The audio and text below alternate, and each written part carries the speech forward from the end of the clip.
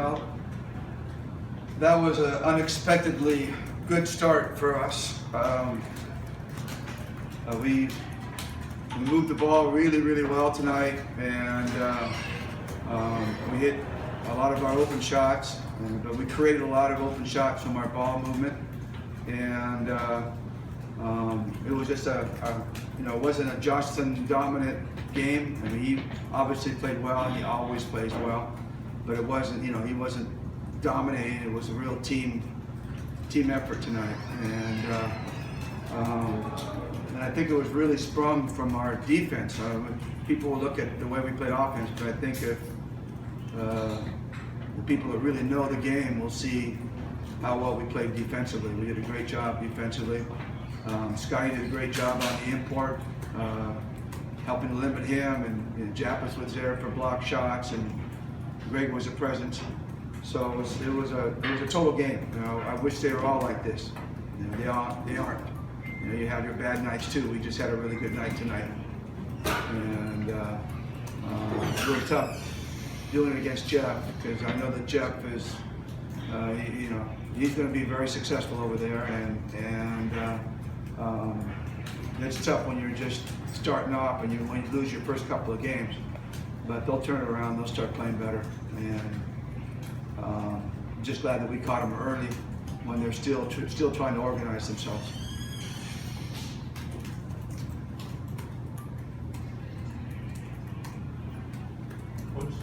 What happened to Jappus? He got poked in the eye, ironically, by his teammate, by Stanley. And it was a deep poke. One of those where the finger kind of gets to the side of the eye and gets stuck in there. It wasn't just a scratch, along. It was the finger really got in. So hopefully he's all right. We have 5-6 days before we play again, so hopefully he'll get right. We sent him to the hospital before the game ended. So we'll know more you'll know more, I'll know more as the information comes in. At this point, we don't know what's going on, but we hope it's not too major. Eyes are a delicate thing. Greg and Art also played Yeah, no, but if you had a chance to watch us play against LG and the Korean games, you'll see that Greg has been playing extremely well. Art too has been playing extremely well. We missed Jared today. He's still, we're treating him with kid gloves at this point. Trying not to push. We want him to get 100% healthy, and he's kind of like in and out of the lineup right now. He practices a few days and he has to sit. So we're just playing it by feel, and at some point we're hoping he can get fully back in the lineup. But right now it's just kind of give and take with him. But Art is playing and feeling really good. Jeff is, I think, getting near maybe 80-90%. And it's a good group. We have a good group.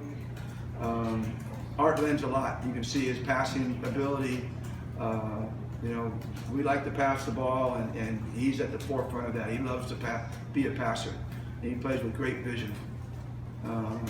He's still working on his defense and some of the things we asked him to do, but aside from that, he's playing great. And Greg is just in shape. It's now he's a year and a half or almost 2 years removed from his ACL injury. He's got himself into good shape. He's moving up and down the floor. You saw him get down and transition and get that dunk. That was something he couldn't do a couple conferences ago. And he actually is playing quick out there. And so you have a 7-footer who plays quick. That's a real weapon. He's not the Junmar kind of guy who's just going to sit in the post and try to beat people up at the post. He just doesn't. He's not that kind of guy. But he really is a movement type of player. He can shoot jumpers, and he can get to the basket off rolls and stuff like that.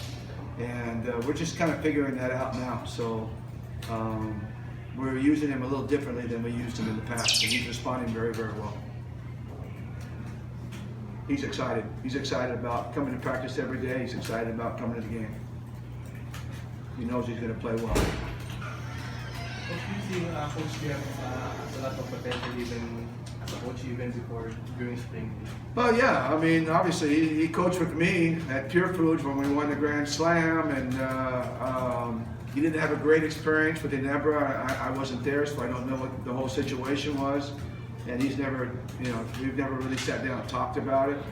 But then he's also got all that he learned from Alex Compton and Alex's system.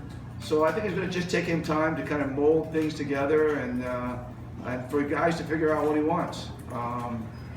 And I know how that is. When you come into a new team, it's tough in the beginning. It's tough to get going. It's tough to get everybody on the same page. And especially if you're kind of adjusting the system from what they were playing before. So yeah, I'm happy. I got Jeff there now. Eris Dimanahan played for me. John Cardell played for me.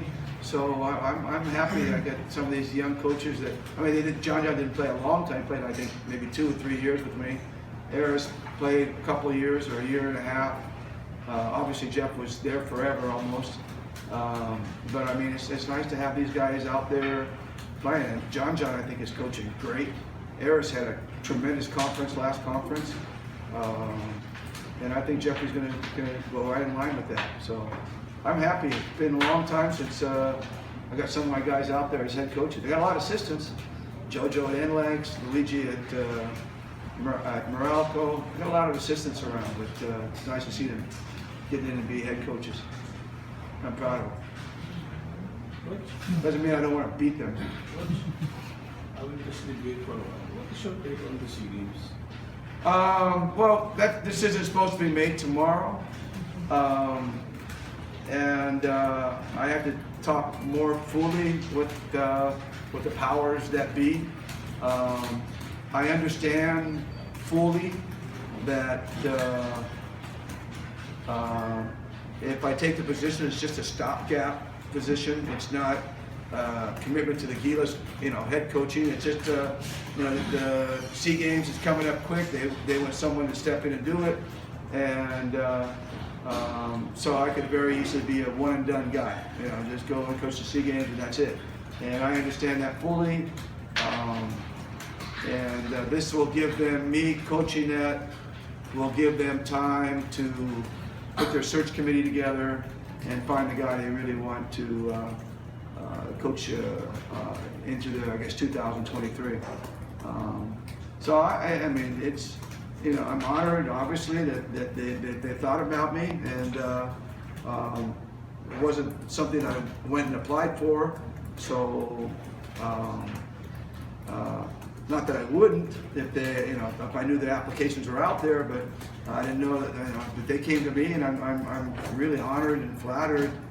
And I'll do what I can for everybody. And I don't know any of the mechanics. I don't know who the pool is. I don't know where we'll practice. I don't know how many practices we'll have. I don't know how old my staff is.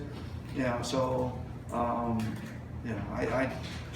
don't even know if they're actually going to make a firm commitment to me and do it. We still have to talk about all those mechanics, and so that's why Monday was supposed to be the day that we resolve this whole issue. Not tonight, because I don't have any real info, except that Al Pandino, Coach Al Chua, Mr. Pandino did approach me, and we did talk about it, but nothing firm has been decided at this point.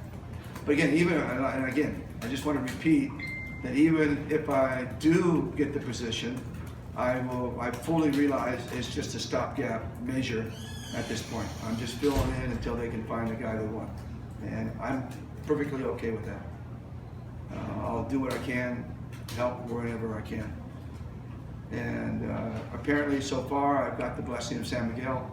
So, and that's obviously crucial. That won't happen without that. So, you'll know more tomorrow, I guess.